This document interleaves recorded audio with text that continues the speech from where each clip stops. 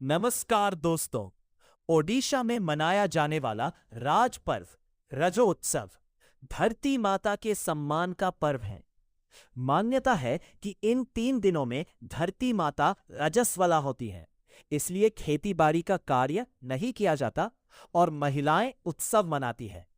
ओडिशा का प्रसिद्ध राजा पर्व महिलाएं, प्रकृति और नई फसल के आगमन का उत्सव है। इस पर्व के दौरान पुरी के पास स्थित मां बलिहारा चंडी मंदिर में भव्य मेले का आयोजन होता है।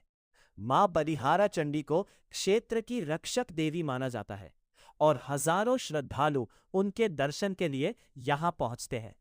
समुद्र तट और नदी के सुंदर वातावरण के बीच स्थित मां बलिहारा चंडी का ये मेला श्रद्धा और संस्कृति का अद्भुत संगम प्रस्तुत करता है। अगर आपको ये वीडियो पसंद आए तो लाइक, शेयर और चैनल को सब्सक्राइब जरूर करें।